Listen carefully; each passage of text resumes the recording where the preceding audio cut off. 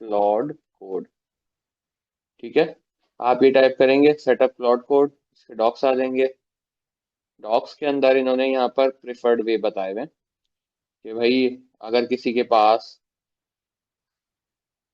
Windows है तो ये वाली कमांड रन कर देगा। विंडोज की ये दो कमांड्स हैं, पावर शेल और सीएमडी का तो आप लोगों को पता होगा ना, सीएमडी क्या होता है, पावर शेल क्या होता है। अब जैसे मैक है किसी के पास तो वो मैक यूज कर लेगा। ठीक है, तो वो कोई इतना बड़ा इशू नहीं है।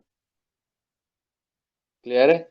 और अगर किसी के पास, जैसे अगर कोई सॉफ्टवेयर इंजीनियर है और किसी के पास नोड जेएस इंस्टॉल हुआ हुआ है, तो फिर मैटर नहीं करता कि आपके पास कौन सा ऑपरेटिंग सिस्टम है, जस्ट ये वाली एक सिंगल कमांड है, ये आप रन कर देंगे तो हो जाएगा। फिर उसके अंदर वो नहीं है। बट अगर आप नॉन टेक बैकग्राउंड से हैं तो अपने ऑपरेटिंग सिस्टम को देखते हुए, जैसे लिनक्स और मैक ओएस के लिए ये वाली कमांड हो जाएगी, और विंडोज के अंदर पावर शेल और सीएमडी के लिए ये वाली कमांड हो जाएगी। ठीक है, आप सिंपली रन करेंगे, वो आपका चल जाएगा, उसमें कोई भी इशू नहीं होगा। Okay, thank you sir. Clear है। और किसी का कोई सवाल।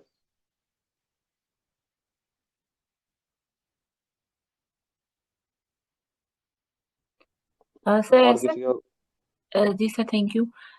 सर ऐसा आप हमारे साथ मौजूद हैं?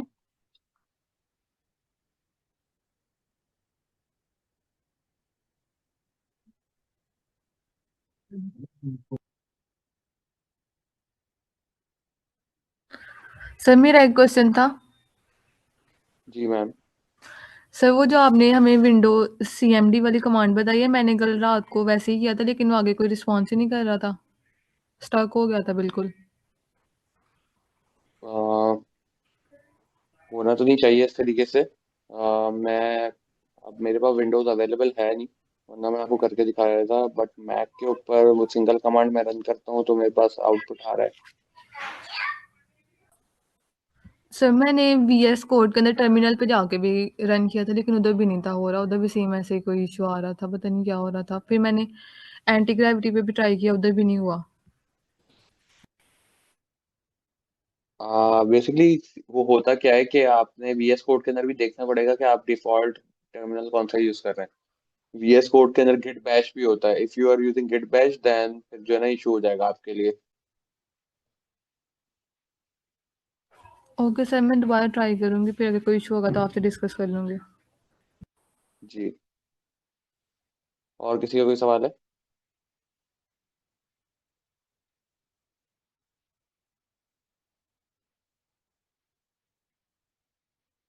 ठीक है सर, ऐसा ना आप स्टार्ट कर सकते हैं।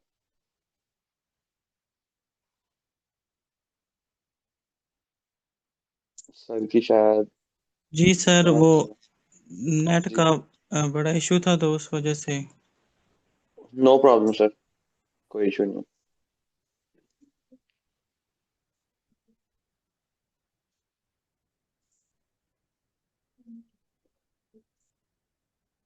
चलिए मैं स्क्रीन शेयर कर लेता हूँ, अभी मैंने मोबाइल से जी कनेक्ट सर। किया पहले, बड़ा प्रॉब्लम हो रहा। जी सर, आप स्क्रीन शेयर कर लें।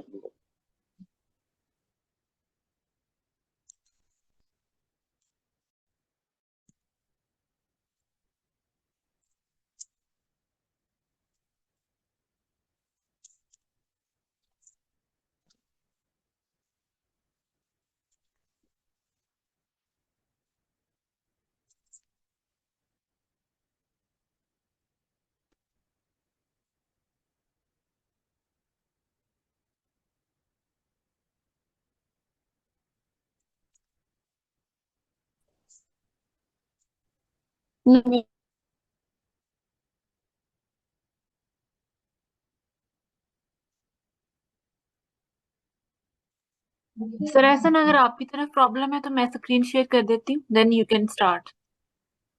नहीं मैम, वो खुल ही रहा है, अभी मैंने स्लाइड्स ही खोल रही हैं तो वो खुल रही हैं, तो फिर मैं करता हूँ। खुल चलें गई ठीक हैं। है। हाँ जी, ओके।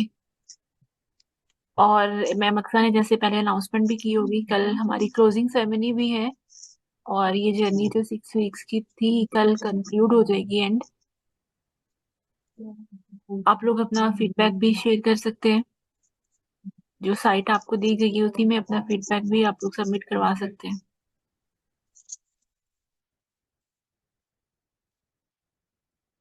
स्क्रीन शेयर हो रही है मेरी? सर स्क्रीन शेयर हो रही है, लेकिन आई थिंक ये मोबाइल स्क्रीन शो हो रही है, तो इट्स बेटर कि मैं शेयर कर देती हूँ, आप स्टार्ट कर लीजिएगा। ठीक है, पहली दफ़ा मैंने मोबाइल से वैसे ली है तो इसलिए कर दें आप ही फिर।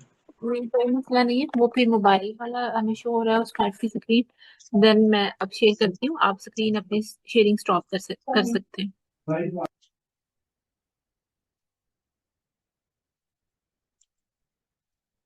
मैं स्टॉप कर।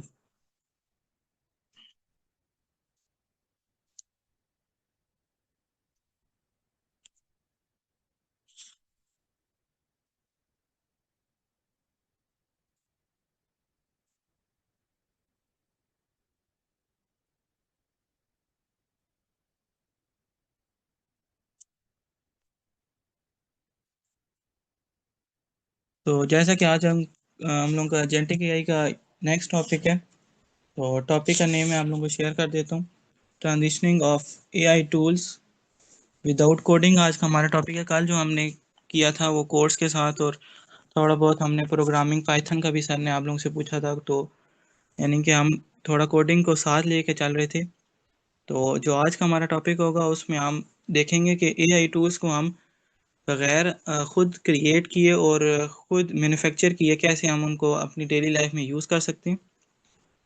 तो यही हमारा टॉपिक है।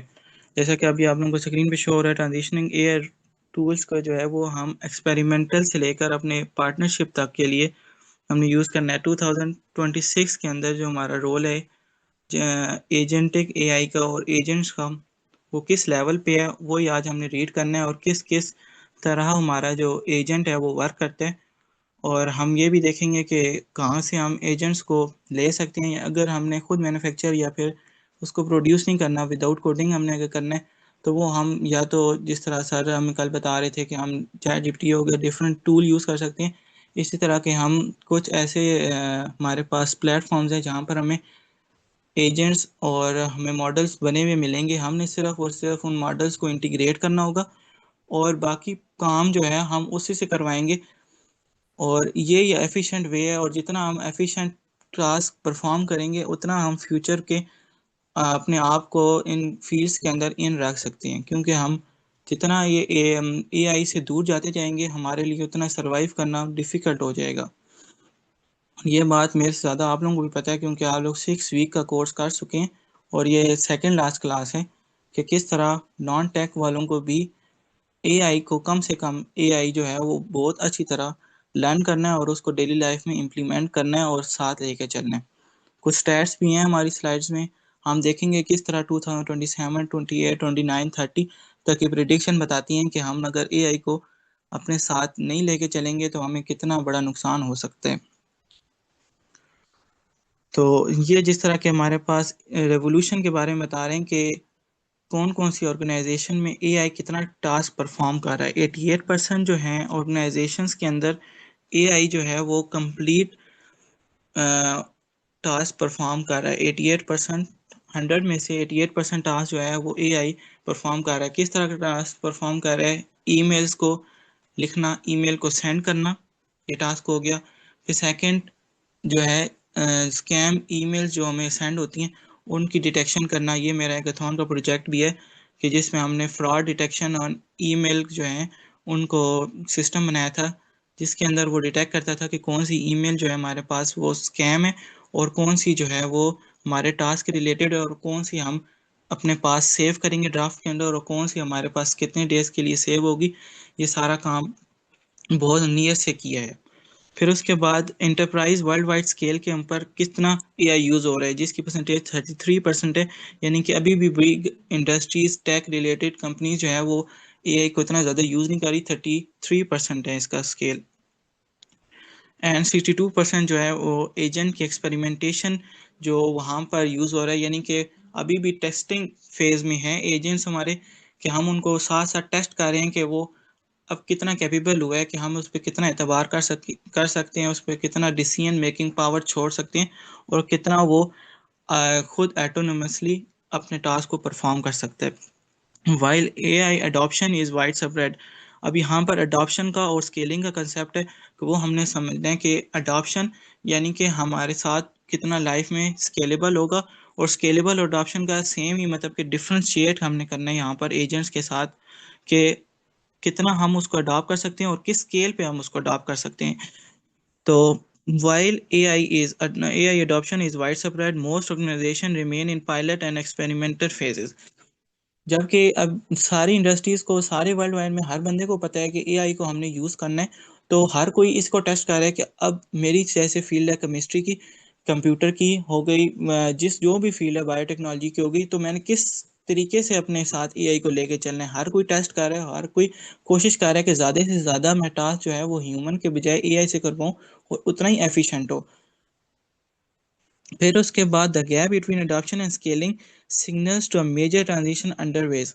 और इसी तरह हमारे पास जो ट्रांजिशन है डे बाय डे वो आ रही है। अब ये जो मैंने जब ये स्टैट्स लिखे हैं, तो अब उसके बाद अगर आप लोग सर्च करेंगे तो 100% मैं कह सकता हूँ कि ये स्टैट्स चेंज हो चुके होंगे।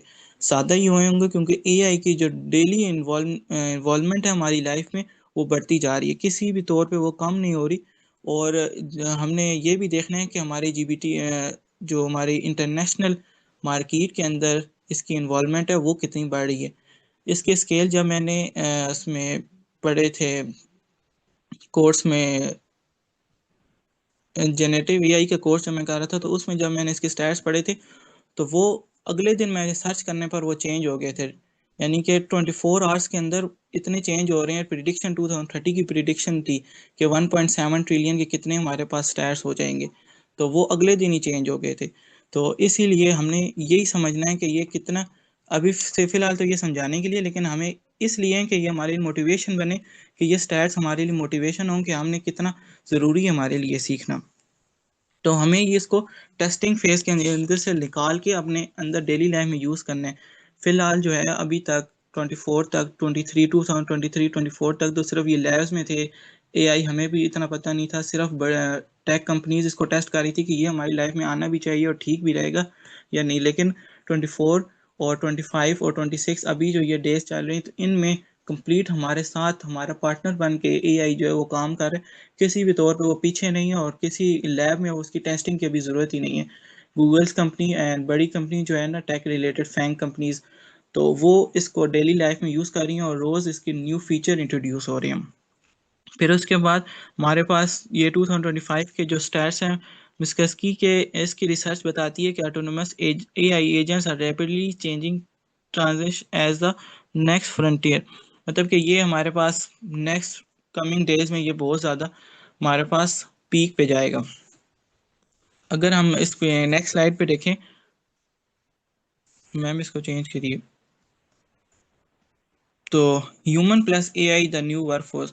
जिस तरह भी मैंने बताया कि दोनों जब ह्यूमन और एआई इकट्ठे काम करेंगे तो उसमें हमारे पास न्यू हमारे पास इन्वॉल्वमेंट और उसके अंदर तरक्की होगी। अब आप लोग ये बात समझनी ज़रूरी है कि लोग ये कहते हैं कि एआई के आने से हमारी जॉब्स, हमारी फील्ड के अंदर इन्वॉल्वमेंट और ह्यूमन जो हैं वो बेरोज़गार हो जाएंगे और उनको कोई जॉब ही नहीं मिलेगी। तो ये बात बिल्कुल गलत है।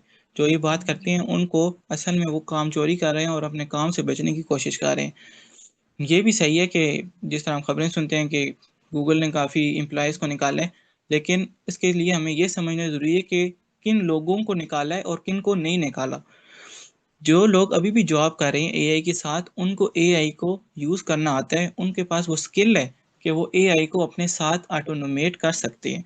अब ये इस बात भी ज़रूरी है कि जो हमारे पास एजेंट्स हैं उनकी भी कुछ लिमिटेशन है, कुछ डिसएडवांटेजेस हैं, तो हम उनको ओवरकम करने के लिए हमें साथ ह्यूमन को रखना बहुत ज़्यादा ज़रूरी है। अब कौन से ह्यूमन को रखना ज़रूरी है? जिनके पास स्किल होगी, जो उनको मैनेज कर सकेंगे। अब ह्यूमन के पास एक ये स्किल है कि वो ह्यूमन अपने माइंड के साथ वर्क करके अपने किसी भी टास्क को परफॉर्म कर सकता है। जबकि एआई जो है हमारा, जो एजेंट जो है, वो बहुत जल्द हमारे पास अगर 250 प्लस फाइल्स हैं, जितनी भी फाइल्स हैं वो सारों को रैपिडली चेक कर लेगा। अब इस जगह पे जो ह्यूमन काम कर रहा था उसको अगर ना निकालते जॉब से तो कंपनी का ही नुकसान था, क्योंकि एआई के आने के बाद भी वो अगर ऐसे टास्क के लिए कोई बंदे हायर कर रहा है तो वो कंपनी की गलती है। तो इसलिए उन जॉब्स को एआई जो है वो खा रहा है। उन जॉब्स को कभी भी नहीं एआई खा सकता जो एआई के साथ रिलेटेड है। अब कोई भी जॉब है जिसके अंदर एआई यूज हो रहा है, एआई उसके साथ अगर इंसान दोनों मिलकर काम कर रहे हैं तो वो उसको बूस्ट हो रहा है, वर्क को बूस्ट हो रहा है, हमारी कंट्री की, हमारी वर्ल्ड की इकोनॉमी को बूस्ट है, हमारी जो डेली लाइफ के टास्क हैं वो बहुत बेहतरीन इससे परफॉर्म हो सकते हैं। इसमें भी जो यही लिखा हुआ है कि पहले जो ह्यूमन और रोबोट के बीच में या एजेंट के बीच में बाउंड्री थी वो क्या थी कि इंसान जो है उसके पास दिमाग है, वो कुछ भी काम कर सकता है, लेकिन मशीन क्या है, जो हमने उसको दिया है टास्क उसने वही परफॉर्म करना है। लेकिन अब ऐसा नहीं रहा, अब हमने अपने एजेंट को अपना पार्टनर बनाया हुआ है, वो हमारे साथ जो है हैंड बाय हैंड काम कर रहा है। हम उसको कहते हैं कि तुम सर्च करो कि ये आज काम मुझे करना चाहिए, ये मार्केट की सिचुएशन क्या है, वो सारे स्टैट्स देख के आएगा। जिधर इंसान को एक हफ्ता लग जाना था वो पूरी मार्केट को स्कैन करता, वो पूरे स्टैट्स देखता, वो पूरे एनालिटिक्स के साथ काम करता, उधर ही उसने एआई ने 1 मिनट में जो है सारा कुछ सर्च करके हमारे सामने रख दिया। अब आप अगर नेक्स्ट बटन दबाएं तो ये प्रोजेक्ट अभी सॉल्व हो जाएगा या फिर ये प्रेजेंटेशन बन जाएगी। तो यही सारा काम जो है वो एजेंट्स 1-1 मिनट में कर देते हैं। तो अब यही हमारी समझना ज़रूरी है कि हम जो कोडिंग करते हैं, कोडिंग में हमारे साथ हमारा असिस्टेंट होता है कोडिंग के लिए।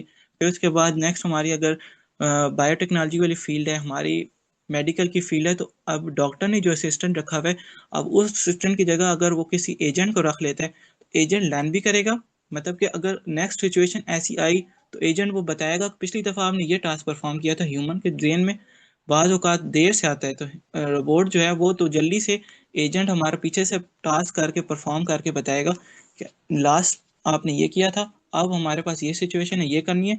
अब डॉक्टर जो है उसको पता है कि पेशेंट की सिचुएशन क्या है, वो पेशेंट को देख सकता है, पेशेंट की उसके सामने या पेशेंट के सामने है, तो वो जो ये भी नहीं है कि हम पूरा एजेंट ही सिर्फ पेशेंट की देखभाल करें, तो वो भी नहीं हो सकता।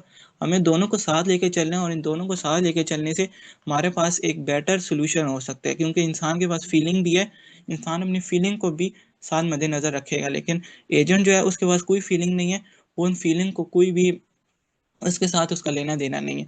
तो इसलिए हमें सारे डिसएडवांटेज एडवांटेज को साथ लेके चलना है और ये बात भी ज़हन में रखनी है कि हमारा एजेंट जो है वो हमारे साथ काम करके हमारा एक पार्टनर है और इससे प्रोडक्टिविटी और इनोवेशन होगी।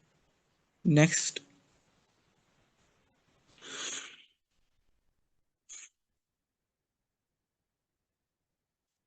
जो यहाँ पर हमारे पास जो है राइज ऑफ एआई एजेंट जो है वो तो हमने देखा है। तो उसके बाद हमारे पास वर्क फ्लो यहाँ पर ऑर्केटेरियस, अभी मुझे थोड़ी स्क्रीन क्लियर नहीं है, वर्क फ्लो है। तो वहाँ पर एआई एजेंट है वो इन्वॉल्व करे beyond responding to angle prompts, मतलब कि प्रॉम्प्ट इंजीनियरिंग का टॉपिक तो वैसे आप लोगों ने कवर किया होगा, तो शायद पिछले कोर्स में मैंने प्रॉम्प्ट इंजीनियरिंग कवर किया था। तो उसमें प्रॉम्प्ट इंजीनियरिंग जो है वो आप लोगों ने पता ही होगी कि किस तरह प्रॉम्प्ट का असर होता है हमारे आउटपुट पर। जिस तरह आप प्रॉम्प्ट क्लियर देंगे, कंसाइज देंगे और अपने जो रिजल्ट है उसके ओरिएंटेड देंगे तो उतना अच्छा आपके पास रिजल्ट आएगा। तो यहाँ पर भी ये है कि जो आपने एजेंट यूज़ करने वो आप लोगों ने इसी तरह यूज़ करने कि आप उसको अफेक्टिव तौर पे यूज़ कर सकें। अब यहाँ पर आपने एक और बात समझनी है कि यहाँ पर जनरेटिव एआई और एजेंट्स जो हैं वो दोनों क्या चीज़ हैं। हमारे पास जितने भी जनरेटिव एआई के टूल्स होते हैं, यानी कि बने बनाए मॉडल्स होते हैं, उसको हम इंटीग्रेट जब करते हैं, एक से ज़्यादा मॉडल को जब हम इंटीग्रेट करते हैं एक प्रोजेक्ट बनाने के अंदर, तो वो हमारे पास एजेंट बन जाता है। एजेंट एक कंप्लीट सोल्यूशन होता है, एक कंप्लीट टास्क परफॉर्मिंग मशीन होती है, एजेंट उसको कहते हैं। एजेंट के अंदर हमारे पास काफ़ी ज़्यादा हमारे पास मॉडल्स इंटीग्रेट हुए हुए होते हैं, हर किस्म की सिचुएशन के लिए वो तैयार होते हैं। जबकि जो हमारे पास एक मॉडल होता है उसके अंदर कंप्लीट इन्फॉर्मेशन नहीं होती, वो सिर्फ स्पेसिफिक टास्क परफॉर्म करने के लिए होता है। और एक और बात भी कि हम ये रोज़ यूज़ कर रहे होते हैं, अपने पास जेमिनाई हो गया, चैट जीपीटी हो गया, ये टूल्स हमें ज़्यादातर स्टूडेंट्स यहाँ पर हैं जिनको मैं कहता हूँ कि जिनको नहीं पता कि कौन सा टूल कब यूज़ करना है। एक कोई टूल जैसे जेमिनाई टूल है तो वो सिर्फ एजुकेशन के लिए वो स्पेसिफाइड है, यानी कि वो एजुकेशन और इंफॉर्मेशन हमें अच्छी प्रोवाइड कर सकते हैं। जबकि हमारे पास जो चैट जीपीटी है वो इन जनरल के लिए बना हुआ है। तो इस तरह को भी हमने अपने माइंड में रखना है, हमें खुद सर्च करने पे भी सारे टूल मिल जाएंगे कि अगर हम यानी कि केमिस्ट्री पढ़ रहे हैं अभी, तो केमिस्ट्री का जो टॉपिक है वो कौन सा हमारा एआई टूल हमें अच्छा प्रोवाइड कर सकता है। कौन ऐसे भी टूल हैं जो हमें सिर्फ और सिर्फ उस सब्जेक्ट के रिलेटेड है, तो वो अच्छे हमारे आंसर भी प्रोवाइड करेंगे।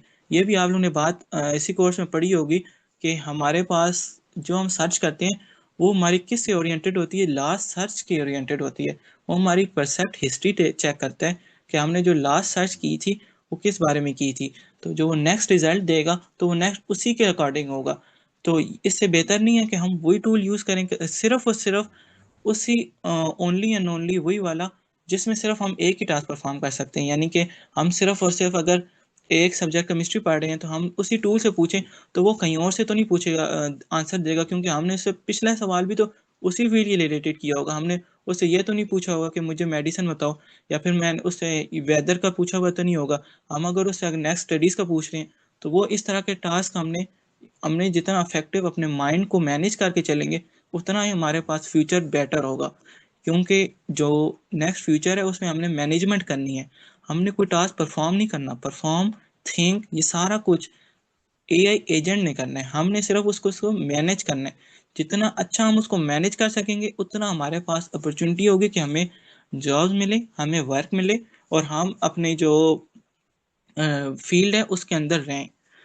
तो यहाँ पर हमारे पास जो चैलेंजेस हैं वो यहाँ पर लिखे हुए हैं कि हमारे पास 2022 के अंदर हमारे पास proposition and robust design framework, मतलब कि उस वक्त तक हमारे पास क्लियर हमारे पास ये इसका कंसेप्ट नहीं था और इतने हमारे पास डेवलपमेंट नहीं हुई थी। ये तो हम सारों को पता है कि 2023 में जो हमारे पास एजेंट आया था, यानी कि चैट जीपीटी जब आया था, तो उसके पास जितना नॉलेज था वो पिछला था, 2020 से पिछला था, तो उसके पास इतना अपग्रेडेड नॉलेज नहीं होता था। लेकिन आजकल जो हमने जब उसको फील्ड में यूज़ करना शुरू कर दिया है अपने डेली लाइफ में, तो वो हमारे पास अप टू डेटेड नॉलेज, पिछले दिन का भी नॉलेज उसके पास सारा कुछ मौजूद है। और हमारे पास जो की टू सक्सेस है वो हमारे पास सिर्फ टेक्नोलॉजी अडॉप्शन है, यानी कि हमें इसको यूज़ करना आना चाहिए। ऑर्गेनाइजेशन ऑफ टूल्स और वर्क फ्लो, ये सारे सिस्टम के साथ हमें फेमिलियर होना है। फिर उसके बाद नेक्स्ट टॉपिक हमारे पास नेक्स्ट स्लाइड है, वो हमारे पास skills, human skills evolve not disappear. ये बात हम वैसे भी कर रहे हैं कि हमारी जो स्किल है वो कभी भी ख़त्म नहीं हो सकती। यानी कि नेक्स्ट आने वाली ईयर्स में भी हम ये नहीं कह सकते कि हमारी अगर हमारे पास स्किल नहीं होगी तो हमें काम मिल जाएगा। ये बात तब भी गलत होगी, और ये पहले से भी चलता आ रहा है कि जिसके पास स्किल होगी वही काम कर सकेगा। तो नेक्स्ट आने वाली स्किल 100% श्योरिटी के साथ यही एआई वाली स्किल है, जो कभी भी ख़त्म नहीं होने वाली, जबकि इसकी डिमांड बढ़ती जा रही है। ऐसे भी नहीं होगा कि सारे लोग, अब ये भी स्टूडेंट्स सोच सकते हैं कि हम सारे जो हैं वो एआई पढ़ लेंगे तो मार्केट में रश हो जाएगा और हमें ऐसे ना फिर काम ना मिले। तो ये कभी भी नहीं हो सकता। इसके अंदर इतने ज़्यादा ऑप्शन है, इतने ज़्यादा ऑप्शन है, इतनी ज़्यादा फील्ड्स हैं कि कभी भी ऐसा नहीं हो सकता कि रश होने की वजह से या फील्ड में ओवर थ्रो हो जाएं लोग। ऐसा तो नहीं हो सकता। Skill remain vital, AI fluency exploration, role transformation. तो इसमें अंदर भी स्टैट्स हैं काफ़ी कि our 70% of skills used today spans both automatable and non-automatable works, meaning human expertise continues to essential even as AI capable experts। यानी क्या human की नीड, ह्यूमन की जो इन्वॉल्वमेंट है वो फिर भी फील्ड के अंदर रहेगी जितने एआई हमारी फील्ड के अंदर, हमारी लाइफ के अंदर आ जाए। फिर उसके बाद AI fluency exploration. AI fluency क्या है कि हमें एआई को यूज़ करना आना चाहिए। किस किस स्टूडेंट यहाँ पर मौजूद हैं जिन्होंने कभी सर्च किया हो कि हम अपने जो डेली लाइफ के टास्क हैं वो किस तरह ऑटोनोमस कर सकते हैं। जैसे हमारे पास कंप्यूटर लिटरेट होता है, यानी कि जिसको कंप्यूटर यूज़ करना आता होता है। इसी तरह हमारे पास एआई फ्लुएंसी एक्सप्लोशन, यानी कि हमारे पास ऐसे लोग हमारे पास कितने हैं कि जिनको एआई यूज़ करना आता है। कौन कौन ऐसा यहाँ पर स्टूडेंट है जो पहली प्रॉम्प्ट में ही उसको सही सोल्यूशन मिल जाते हैं, क्योंकि उनको स्किल है प्रॉम्प्ट इंजीनियरिंग की, तो वही स्किल हमने डेवलप करनी है, एआई फ्लुएंसी एक्सप्लोरेशन करनी है। यहाँ पर लिखा हुआ है कि demand for AI fluency has grown 7% in next, मतलब कि 7 टाइम्स हमारे पास इंक्रीज हुई है जस्ट 2 ईयर्स के अंदर। जो हमारे पास जॉब्स की जितनी भी आती थी पहले रिक्वायरमेंट, तो वहाँ पर अब मैंडेटरी हो गया कि उस बंदे को एआई आता होगा तो वो ही काम कर सकता है। becomes becoming the faster growing skill requirement US jobs positioning across industries। US में जितनी भी जॉब्स हैं उनके अंदर 7 टाइम्स ये इंक्रीज हुआ 2 years के अंदर ये ट्रेंड कि उनको AI आनी चाहिए।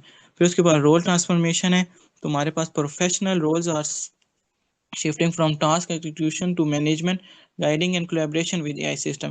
यही हम बात कर रहे हैं कि हमने मैनेज करना चाहिए, गाइड हम कर सकें उसको, उसके साथ कोलैबोरेट करके काम कर सकें, और evaluating the human contribution to strategic oversight, मतलब कि ह्यूमन की जो एलिवेशन है या ह्यूमन का जो कंट्रीब्यूशन है वो स्ट्रेटजी बनाना होना चाहिए, ना कि काम करना होना चाहिए। ह्यूमन उसको जिस तरह एक किस्म को मॉडरेट कर रहा हो, उसको सिर्फ देख रहा हो कि वो गलत काम ना कर रहा हो, क्योंकि उसके पास थिंकिंग पावर है, वो काम खुद ही कर देगा, आपको सिर्फ बताएगा कि मैंने ये कर दिए, क्योंकि वो कंप्लीट उसको हमने अथॉरिटी दी हुई है, थिंकिंग की पावर दी हुई है, सोचने समझने की सारी खसूसियात उसके पास हैं ह्यूमन में, और उसमें कोई डिफरेंस नहीं है। सिर्फ एक हमने लास्ट में एक ऑप्शन रखा होता है, एक क्लिक हमने अपने पास रखा होता है, बाकी काम वो खुद ही कर रहा होता है। फिर उसके बाद दोबारा ये किन्सी MGSI जो है कंपनी है, इसका सर्वे आया हुआ 2025 का latest research emphasize that AI augments rather than replace human capabilities, creating new categories of hybrid work. Hybrid work यानी कि ह्यूमन और AI का दोनों का एजेंट का आपस इकट्ठा काम, that combine human judgement with machine efficiency, यानी कि ह्यूमन के माइंड की पावर को मशीन की इंटेलिजेंस और एफिशिएंसी के साथ लेके चलें। नेक्स्ट हमारे पास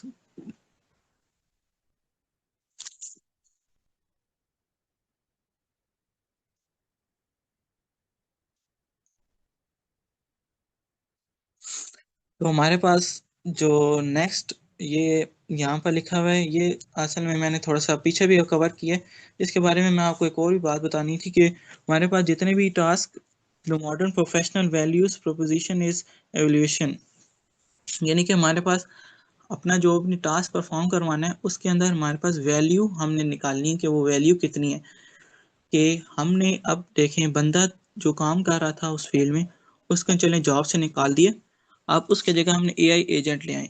अब थोड़े दिनों के बाद, 1 वीक के बाद, 1 मंथ के बाद हमने ये एनालिसिस भी करना है, ये हमने जाके सारा रिसर्च भी करनी है कि कितना हमारा टास्क जो है वो एफिशिएंट हुआ है। ऐसे ना हो कि जितना काम पहले तेज़ हो रहा था शायद, तो अब हमने मशीन को इंटीग्रेट कर दिए तो वो आस्ता हो गया।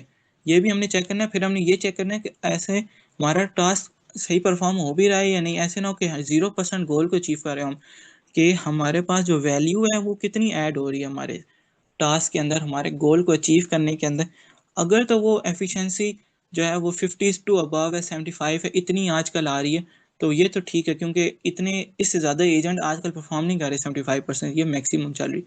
तो इतना है तो फिर तो वेल एंड गुड। अगर 50% से कम है तो हमें फिर चेक करने की ज़रूरत है कि हमने कहाँ पर कमी की हुई है, हम किस तरह और इसके अंदर मॉडल इंटीग्रेट करें, कितनी हमने और इसको मशीन लर्निंग, कितना हमने इसको और अपने एल्गोरिदम्स के ऊपर ट्रेन करना है, तो हम अपने जो रिक्वायर्ड सोल्यूशन है या रिक्वायर्ड आउटपुट जो हमारे पास आनी चाहिए वो कहाँ पर उसकी कमी है। तो यही हमारे पास फ्रॉम डूइंग टू, यही सारा लिखा हुआ। नेक्स्ट हमारे पास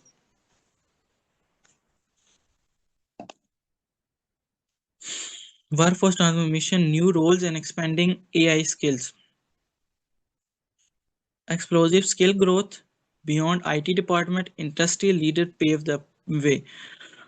यही हम पढ़ रहे हैं कि हमने एक्सप्लोसिव स्किल ग्रोथ करनी है, generative AI skills in job positioning, हमें इसको सीखना है। फिर उसके बाद बियॉन्ड IT डिपार्टमेंट, यानी कि ये नहीं है कि AI सिर्फ IT वालों को आनी चाहिए, सारे फील्ड को आनी चाहिए, मैंने शुरू में डिस्कस किया। फिर उसके बाद इंडस्ट्री लीडर पे द वे, ये न्यू हमारे पास इस स्लाइड में आई है चीज़ कि हमें जो हमारे पास बिग कंपनीज़ हैं, फैंग कंपनीज़ है, गूगल हो गया, एप्पल हो गया, तो हवावे वाली कंपनी भी है, तो ये कंपनीज हमारे लिए रास्ता बताती हैं, हमें पाथवे दिखाती हैं कि हम इस साल में इतना अचीव करना है, और हमारे पास क्या, हमारे पास रोड मैप होगा AI का, कितना उसने टास्क परफॉर्म करना है।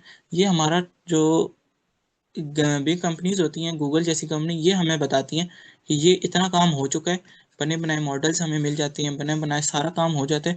तो ओपन हम होता है सारों के लिए कि वो चेक कर सकें, वो उसको साथ देख सके। कोई अगर उसके अंदर काम करना चाहता है, कोई देखना चाहता है, तो वो देखे कि AI की कितनी ग्रोथ हो चुकी है, कितना वो ऑटोनोमसली काम कर रहे हैं, कितना वो कर रहे होंगे नेक्स्ट कमिंग डेज में, और हमारा गोल क्या है। ये हमारे लिए गोल वो ही डिफाइन करते हैं, और उस गोल को अचीव करना सारों की रिस्पॉन्सिबिलिटी होती है, जितने उस कंपनी के अंदर उस टेक रिलेटेड फील्ड के अंदर काम कर रहे होते हैं, स्टूडेंट्स जो रिसर्च कर रहे होते हैं, जो फील्ड के अंदर स्टडी कर रहे होते हैं, उन सारों का ये टास्क होता है। नेक्स्ट, ये हमारे पास पहले कोर्स हमारे पास स्टैट आया कि human AI partnership unlocking 2.9 trillion economic value by 2030। और यही मैंने आपको शुरू में बताया था कि मैंने जब जेन एआई का कोर्स किया था इस साल के सितंबर के महीने में, जुलाई सितंबर में, तो वहाँ पर मुझे अच्छी तरह याद है कि उनमें सर ने फर्स्ट डे, सर अनवर ने डिस्कस किया था हमारे साथ कि जो हमारे पास इकॉनमी होगी वो 1.7 ट्रिलियन तक जाएगी। तो अब कितने ही 2-3 महीने हुए हैं, और 2030 की प्रिडिक्शन जो उन्होंने की थी, यानी कि वो भी कोई सोर्स मुझे याद नहीं है, लेकिन वो सोर्सेज तो रिलायबल ही थे, तो उन्हीं सोर्सेज ने चेंज किया है, 2.9 ट्रिलियन कर दिया, यानी कि ये चेंज हो रहे हैं स्टेट्स रोज़ बरोज़, और ये बढ़ते ही जाएंगे। अब 2030 कितना दूर है, उसको करते करते जब उसने नज़दीक आना है तो ये स्टेट्स बढ़ते बढ़ते शायद आगे निकल जाएं। तो इस पे हमने फोकस ये करना है कि हमें इसको लेके और मोटिवेट होना है, और हमने इसके अंदर काम करना है। अब इकॉनमी को सोचने वाली बात यह है कि हमारे पास टास्क हमने परफॉर्म करने, हम अपने घर में बैठ के एआई को यूज़ करें, हम अपनी कंपनी के अंदर बैठ के यूज़ करें। मोबाइल का बनाने वाली कंपनी है, वो अपने सॉफ्टवेयर बनाने के लिए, हार्डवेयर बनाने के लिए यूज़ कर रही है। वेब डेवलपर है, वो फ्रंट एंड बैक एंड बना रहा है, तो उससे वर्ल्ड की इकॉनमी को कैसे फ़र्क पड़ रहा है। और वर्ल्ड की इकॉनमी को ही फ़र्क पड़ना है, क्योंकि हम ह्यूमन की इन्वॉल्वमेंट कम हो जाएगी, तो हमने जो उसको पे देनी है वो ही हम इसको एजेंट को डेवलप करने में लगाएंगे, एक ही दफ़ा लगाएंगे। फिर उसके बाद हमने जो रॉ मटेरियल लेना है, जो हमने टास्क परफॉर्म करने, ये सारा कनेक्शन हमारा ग्लोबल इकोनॉमी के साथ होगा, और ये सारे से हमारा नेट बेनिफिट जो होगा, हर किसी के थोड़े थोड़े से फ़र्क पड़ता पड़ता वो हमारा जो नेट बेनिफिट होगा वो इकोनॉमी को हमारा पहुंच जाएगा। और ये ग्लोबल स्टैट्स हमें यही बताते हैं, और ये हर रोज़ की इनकी न्यू प्रिडिक्शन होती है, इसलिए ये फिक्रमंद नहीं होना कि ये चेंज हो जाती हैं। फंडामेंटल वर्कफोर्स रीशेपिंग, जो collaboration between human and AI agent and robust will fundamentally reshape how work happen many। तो ये सारा जो है वो प्रोडक्टिविटी और इनोवेशन को चेंज करते हैं। नेक्स्ट,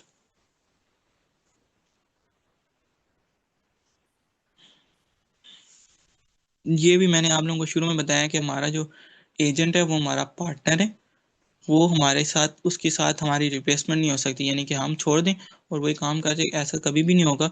जो हमारा फ्यूचर में वर्क होगा वो हमारा उसके साथ कोलैबोरेट करके, कंबाइन करके होगा, क्रिएटिविटी उससे बढ़ेगी, क्योंकि ह्यूमन जो है उसके पास ज़्यादा पावर है कि वो क्रिएटिविटी कर सकता है। And empathy with AI speed scale and analytic power, इसमें यही लिखा हुआ है कि ह्यूमन के पास क्या है, क्रिएटिविटी, जजमेंट और एम्पैथी है, तीन चीज़ें, यानी कि उसके अंदर एहसास भी है, उसके अंदर जजमेंट करने की पावर भी है, और क्रिएटिविटी उसको क्रिएटिव बना सकते हैं। और फिर उसके बाद speed scale and analytic power, यानी कि एआई के पास स्पीड भी है, तेज़ भी काम कर सकता है।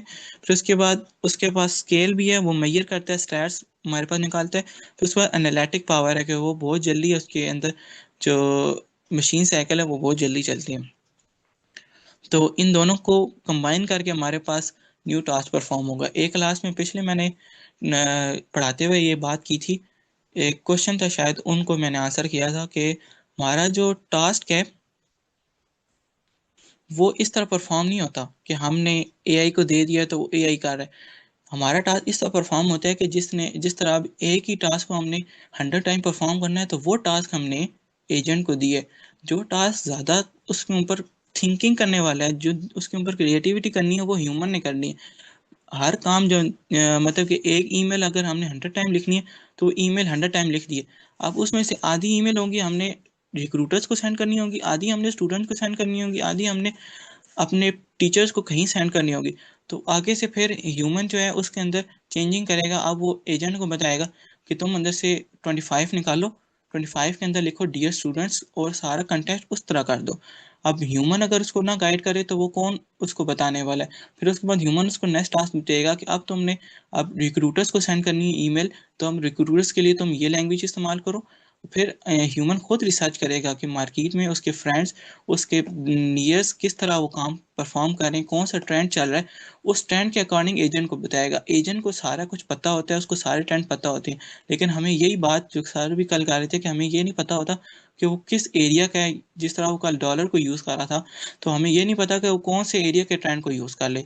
तो हमें उसको खुद गाइड करना है। जितना स्पेसिफिक होकर गाइड करेंगे, जितना कंसाइज होकर गाइड करेंगे, जितना ओरिएंटेड टू गोल गाइड करेंगे, उतना हमारे पास रिजल्ट बेटर निकलेगा।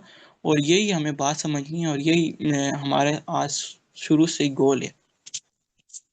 नेक्स्ट लास्ट स्लाइड जो हमारे पास है,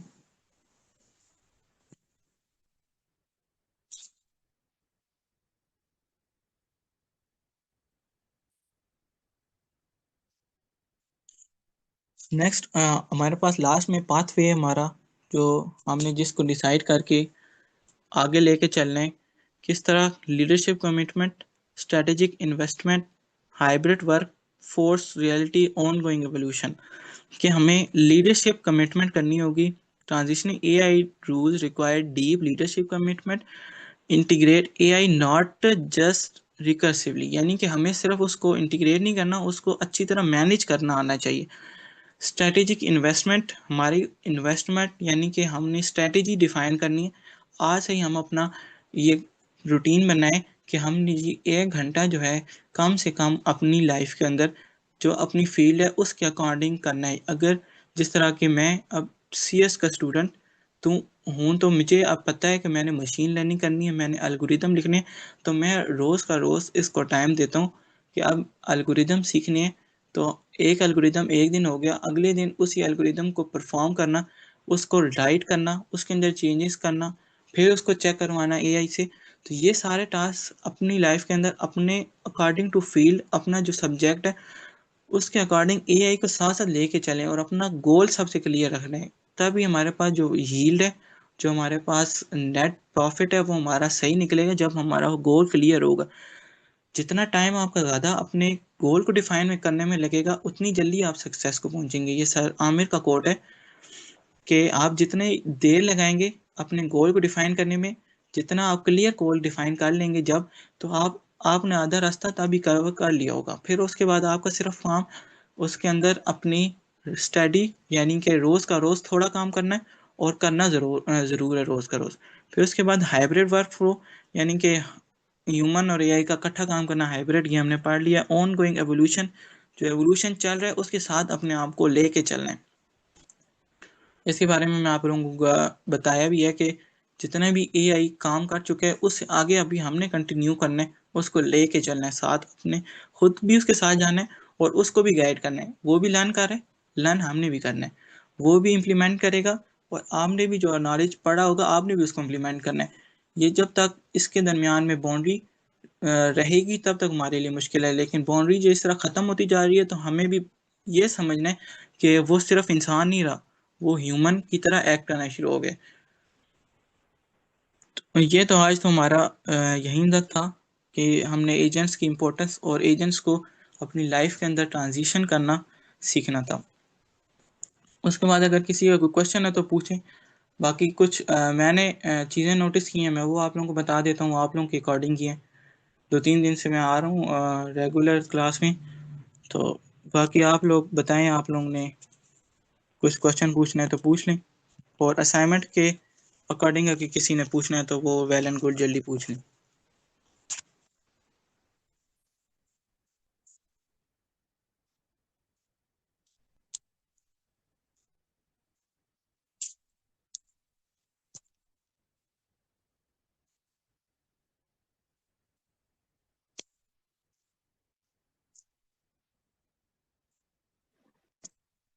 क्वेश्चन पूछना इंपॉर्टेंट है, क्वेश्चन पूछा करें। क्वेश्चन अगर आप नहीं पूछते तो अगले पे यही इंप्रेशन पड़ता है कि या तो इनको 100% समझ आ गए, बिल्कुल क्लैरिटी से मैंने बहुत अच्छा पढ़ा दिया, अगला खुश हो जाता है। और सेकंड, उसको ये भी माइंड में रहता है कि इनको कुछ भी समझ नहीं आई। अगर ये कैसे क्वेश्चन पूछेंगे, जब इनको कुछ थोड़ा बहुत पता लगा होगा तो क्वेश्चन पूछने की के पास सलाहियत आएगी ना। तो क्वेश्चन पूछा करें, इससे पता चल जाता है। नेक्स्ट, एक और मैंने अपनी लिंक्डइन भी शेयर की है। मैं 2 दिन से परसों शायद एक दफ़ा शेयर 2-3 दफ़ा शेयर की थी। तो कुछ स्टूडेंट यहीं से आए थे, उन्होंने मुझे कनेक्शन रिक्वेस्ट भेजी थी, मैंने चेक की थी उनकी प्रोफाइल्स। तो काफ़ी आप लोग अभी भी गलती कर रहे हैं। फर्स्ट वीक में आपने जो टॉपिक पढ़ा था उसी में, बाकी आगे भी आपने काफ़ी चीज़ें पढ़ी हैं। तो लिंक्डइन की पोस्ट लिखने का तरीका काफ़ी अभी भी स्टूडेंट्स का बहुत ज़्यादा गलत है। मतलब कि आप लिख तो लिए पोस्ट, जिस तरह एआई को यूज़ किया 2-3 ने तो बहुत ज़्यादा, मतलब कि मैं क्या कहूँ कि बिल्कुल ही एआई को लिख उधर कॉपी पेस्ट कर दिया, थोड़ा तो बंदा ह्यूमनाइज भी कर ले। अभी वो मैं बताऊँ कि जैसे अभी लिखे ना पोस्ट, उसके बाद उसको नीचे दोबारा उसको मैसेज करें और जिससे भी लिखवाते हैं टूल को, उसको कहीं ह्यूमनाइज भी कर दो तो वो ह्यूमनाइज भी कर देगा। बिल्कुल आपने कॉपी पेस्ट उधर से नहीं करनी।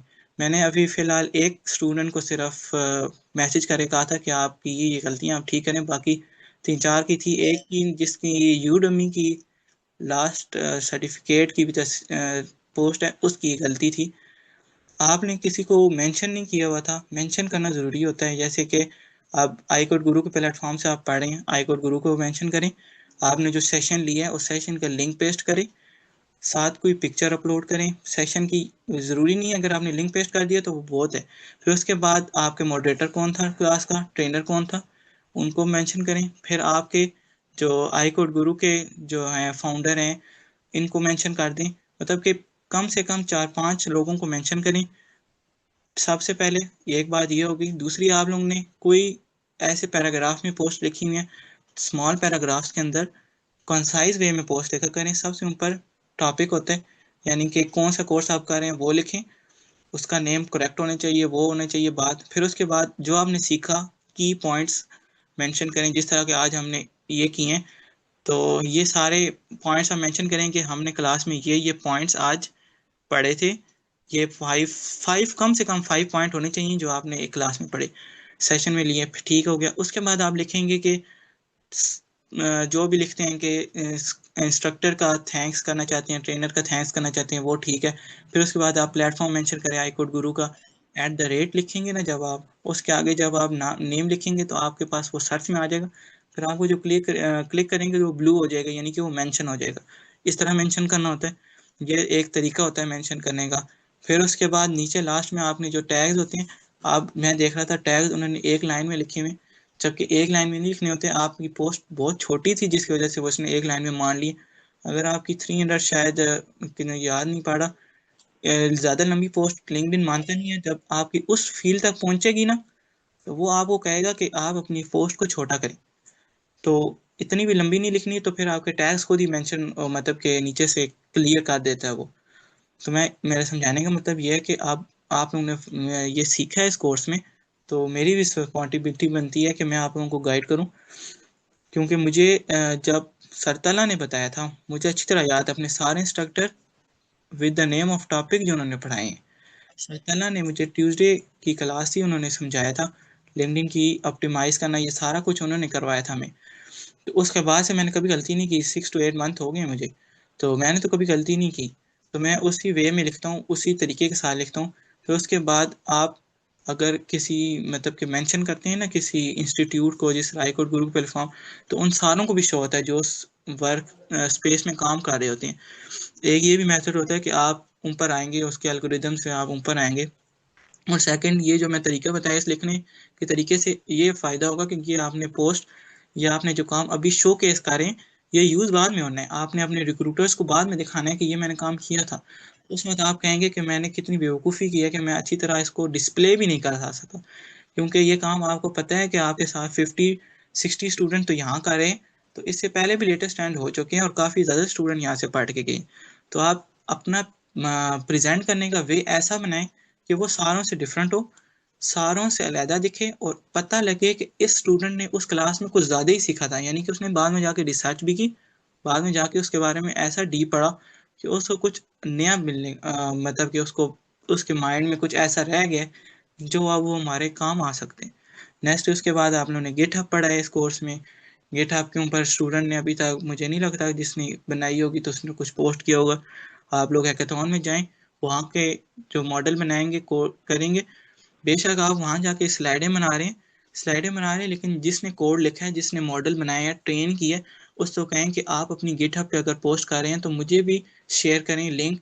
आप उसकी शेयर्ड जो उसने गिटहब पे पोस्ट किया होगा, वहाँ से जब आप अपने पे करेंगे तो वो सारों टीम 5 to 6 मेंबर पे सेम भी अगर शेयर हुआ है तो उसमें कोई मसला नहीं है, क्योंकि सारे टीम में काम कर रहे हैं तो सारों को वो कोड बराबर होता है। तो आपने ये भी ध्यान रखना है कि जब आप हैकाथॉन में जाएं तो साथ गिटहब की प्रोफाइल को भी लेके चलें। नेक्स्ट हैकाथॉन वाला भी हो गया कि हैकाथॉन भी आपने इस कोर्स में पढ़े हैं, तो ज़्यादा से ज़्यादा लैब एआई पे ज़्यादा जहाँ पर काम हो रहा है, इस आई कोड गुरु के कम्युनिटी वाले हैं, तो वहाँ जाके आप करें, हैकाथॉन में पार्टिसिपेट करें, ज़्यादा से ज़्यादा करें। ये कोर्स तो ख़त्म हो जाएगा, उसके बाद मोटिवेट हमने जितना करना था, जितना पढ़ाना था, उतना आप लोगों को पढ़ा चुके हैं। अब आपने जाके काम करना है आगे जाके। फिर उसके बाद आप लोगों ने बिग कंपनीज, फैंग कंपनीज वाला भी पढ़ा होगा इस कोर्स में, और एजेंटिक एआई जो ये टॉपिक इस वीक में कवर हुआ है। तो इन टॉपिक्स को हमने सिर्फ पढ़ना नहीं है, सिर्फ असाइनमेंट सबमिट नहीं करानी, अटेंडेंस नहीं देनी सर्टिफिकेट के लिए, आपने जाके इसको सीखना भी है और इसको यूज़ करना है ताकि आप लोगों को कोई बेनिफिट भी हो। ऐसे ना हो कि आप लोगों को सिर्फ सर्टिफिकेट पास हो और कोई उसको उन पर ट्रस्ट ही ना करे और कोई आपको काम दे ही ना, क्योंकि अभी आप तो पढ़ रहे हैं, अभी तो आपके माइंड में है, अगर आप इसको साथ साथ काम नहीं करेंगे इस फील्ड में तो मुझे नहीं लगता कि आप लोगों को बाद में याद रहेगा। कभी भी ऐसा हो नहीं है कि जब प्रैक्टिस ना करें और आपको वो चीज़ याद भी रहे। तो ये मेरी तरफ से कुछ सजेशन थी आप लोगों के लिए। बाकी मैं आप लोगों को स्लैक पे अपनी आज जो पोस्ट करूँगा इस सेशन के बाद उसका लिंक दे दूँगा, वहाँ से आप लोग देखिएगा किस तरह मैंने आज की टॉपिक के बारे में लिखा है। तो वो सारा देख के आप लोगों ने उसको देख के अपनी पोस्ट बनानी है, मेंशन करना है जिस तरह मैंने बताया है। मेरी पोस्ट अभी जिन जिन्होंने ने मुझे रिक्वेस्ट भेजी होगी मैं उनको तो एक्सेप्ट कर लूँगा, बाकी जब कनेक्शन हो जाएगा तो वो मेंशन आराम से वो कर सकती हैं। रीपोस्ट करें मेरी पोस्ट को, बाद में उसके अंदर अपनी पोस्ट ऐड करें। अब अगर कोई स्टूडेंट अगर रिपोस्ट करते हैं तो वो रिपोस्ट विद थॉट्स करेंगे, यानी कि वो अपनी पोस्ट पूरी लिखेंगे, साथ अगर रिपोस्ट करनी है तो करेंगे। ऐसे नहीं कि सिर्फ मेरी पोस्ट को रिपोस्ट करना है, ऐसा नहीं करना किसी भी स्टूडेंट ने। बेशक वो आप लोगों की पोस्ट आगे लोगों को शो होगी, मेरी कम्युनिटी वालों को, लेकिन आपने अपने थॉट्स भी साथ मेंशन करने हैं। पूरी अपनी पोस्ट लिखने के बाद रिपोस्ट करना है मेरी पोस्ट के साथ। किसी ने सिर्फ और सिर्फ रिपोस्ट नहीं करना, वो भी एक सही मेथड नहीं है। ये कुछ मेथड्स हैं। फिर उसके बाद ट्यूसडे, वेडनेसडे और थर्सडे के कुछ डेज होती हैं, उसमें कुछ स्पेसिफिक आवर्स हैं, उसके अंदर आप अगर लिंक्डइन पर पोस्ट करते हैं, आप अपना उस वक्त आर्टिकल शो करते हैं तो वो ज़्यादा ऊपर जाता है, उसके स्टैट्स, उसके जो अंदर पेजेस हैं लिंक्डइन पेजेस पे, उसके एल्गोरिदम उसको ज़्यादा ऊपर मेंशन करते हैं, उसको ऊपर लोगों तक पहुंचाते हैं। तो ये सारी चीज़ें आपने माइंड में रखनी है और इसके बारे में अगर आप सर्च करेंगे तो आपको मिलेगा, उसको भी आप इम्प्लीमेंट करें, क्योंकि मैंने आप लोगों को जिस तरह बता दिया, जो भी चीज़ हमारे पास ऑन द ग्राउंड हमने पढ़ाई है वो दिन ब दिन उसमें इन्वॉल्वमेंट, उसके अंदर तरक्की हो रही है। तो उसके साथ आप लोगों ने किस तरह रहना है उसको रोज़ जब प्रैक्टिस करेंगे वो आपको खुद बताएगा कि ये अपडेट्स इस टूल के अंदर हो रही हैं। वो टूल के अंदर आप भी अपडेट होते जाएंगे, आप भी अपने वर्क को ऑप्टिमाइज करेंगे, आप भी अपने माइंड को शार्प करेंगे। तो थैंक यू एंड अल्लाह हाफिज़। अब ये मैम अरूज को मैं देता हूँ कि वो आप लोगों को आगे बताती हैं। फिर मेरी तरफ से तो आज यही था। जी बिल्कुल sir, first of all thank you so much sir, आपने बहुत अच्छा गाइड किया है, आज का सेशन भी बहुत अच्छा था। ओके तो स्टूडेंट्स आप सबको क्लियर है, सबके स्टूडेंट्स के मैसेज भी आए चैट में कि क्लियर है सबको। मैंने अटेंडेंस फॉर्म चैट में शेयर कर दिया था, होप सो कि आप सबने अपने अटेंडेंस मार्क कर ली होगी। आज का सेशन हम यहीं पर एंड करते हैं। अल्लाह हाफिज to all of you.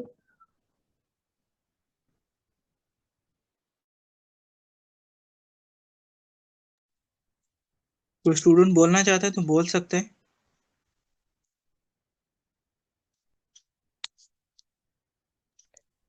Sir मैं कमेंट करना चाहता हूँ। एक मिनट चलें कर लें, फिर मैं रिकॉर्डिंग ऑफ करता हूँ, आप कर लें। सर आप लोगों ने ये पूरा सेशन, कल आखिरी दिन है, इसका आखिरी क्लास है। पूरा सेशन आप सारी टीम ने इतना अच्छे से लेके चले कि यकीन करें कि 1 मिनट के लिए भी, एक दिन के लिए भी हम लोगों ने इंटरेस्ट नहीं लूज किया। मैंने तो आई गेस कोई भी क्लास नहीं मिस की। मतलब thanks to all of your team and thanks to iCode Guru जिसने इतना अच्छा इनिशिएटिव लिया और मैं सब स्टूडेंट्स को बताना चाहता हूँ कि मुझे iCode गुरु कैसे मिला। मैं बेसिकली एक इंजीनियरिंग बैकग्राउंड से ताल्लुक़ है मेरा, इलेक्ट्रिकल इंजीनियर हूँ। I was trying to merge some computer sciences field into my electrical engineering, और मैं उसी चीज़ की तलाश में था, उस कोर्सेज ढूंढने की कोशिश कर रहा था इंटरनेट से कि कोई पेड कोर्सेज या कोई लो कॉस्ट कोर्सेज मुझे मिल जाए और मैं वहाँ से एकेडमी से पढ़ लूँ ऑनलाइन। तो मुझे iCode गुरु मिला। तो यकीन करें कि ये एक 1.5 मंथ में, 6 वीक्स में iCode गुरु ने वो चीज़ें बता दी जो शायद आप बाहर से करने चाहें तो आपको लाखों रुपए पे करके भी नहीं मिलेंगी। It's free, it's a blessing, ये हर किसी को नहीं मिलती। And I don't know why we are 30 in this class, why we are 100 in this class, why not 1000 and 10,000। I don't know कहाँ है पाकिस्तानी, क्यों ये लोग मतलब इस फ्री चीज़ को भी अगर नहीं सीख पा रहे तो वो लोग क्या कर रहे हैं। तो मतलब मैं तो मतलब शुक्रगुजार हूँ iCode बनाने वालों का, iCode की टीम का, जो मतलब इतने मतलब पर्सनल लेवल पे जाके इतनी केयरफुली कोर्स को डिज़ाइन करते हैं और फिर वो मतलब हम जैसे स्टूडेंट्स को देते हैं। Thank you sir, thank you with a salute.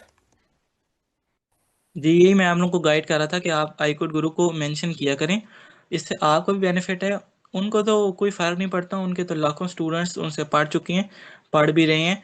तो बाकी स्लैक का भी काफ़ी ज़्यादा मैम अरूज ने आपको बताया होगा, रोज़ बताती होंगी। तो स्लैक पे कनेक्ट करें, उस पे आपको वेब डेवलपमेंट का कोर्स, पाइथन का कोर्स, मशीन लर्निंग का कोर्स, लाखों किस्म के कोर्स वहाँ पर हो रहे हैं और हर टाइम पे हो रहे हैं। ये नहीं कि पाइथन का सिर्फ शाम को हो रहा है, पाइथन के 8-9 कोर्सेज चल रहे हैं जितना मुझे याद है, जितनी में मैं 3-4 में मॉडरेशन और ट्रेनर हूँ। तो मुझे नहीं लगता कि किसी को मिस करना चाहिए। जो पाइथन तो अब अगर जिस तरह आप लोगों ने एआई सीखी है, तो नॉन टेक वालों को भी पाइथन सीखनी ज़रूरी है। मैं आप लोगों को कहता हूँ कि पाइथन भी सीखें, साथ ये भी सीखें एआई, जनरेटिव एआई का कोर्स आता है, वो पाक एंजल्स और iCode गुरु मिल के कराते हैं। उस कोर्स में ज़रूर जाइएगा, वो इस मंडे से शायद शुरू हो रहा है। आप लोगों ने स्लैक पे जाना है, सिंपल, और आज का क्वेश्चन या फिर क्यूरी वाले जो चैनल है ना, उस पे एक दफ़ा पूछ लेना है कि @सरतला को कर लेना है मेंशन, या किसी भी मॉडरेटर को मेंशन करके कहना है कि सर ये कोर्स कब शुरू हो रहा है, मैं रजिस्टर करना चाहता हूँ। तो आप लोगों ने रजिस्टर करना है और उस कोर्स में ज़रूर आना है, और वहाँ पर आप लोगों को इससे नेक्स्ट लेवल की जो स्किल्स हैं ना, आप वहाँ पर सीखेंगे। ये तो इंट्रोडक्शन था, वहाँ पर आपको टूल्स और मॉडल्स बनाना, और ये रैग बेस्ड मॉडल हो गए, डिफरेंट लेवल ऑफ स्कीम्स के मॉडल बनाना, वो वहाँ पर सिखाते हैं आपको। तो मैं कहता हूँ कि वहाँ पर भी जाएं। एक रिक्वेस्ट और रिकमेंडेशन है मेरी तरफ से आप लोगों को। बाकी टेक केयर, और जितना मैंने आप लोगों को लिंक्डइन को बताया है, वो पोस्ट मैं आपको शेयर करूँगा ऑन द स्लैक। वहाँ से आप लोगों ने अच्छी तरह मेंशन देखना है, क्योंकि अब इसके बाद शायद हमारी मुलाकात ना हो। तो वहाँ पर आप लोगों ने अच्छी तरह उसको देख लेना है और उसको उससे लर्न करना है, और उसको जब दोबारा अपनी पोस्ट लिखनी है तो मुझे पता चल जाएगा, मैं आप लोगों को देखूंगा, मुझे पता चलेगा कि स्टूडेंट ने उसको गौर से देखा, उसको गौर से पढ़ा। तो टेक देन, अल्लाह हाफिज़।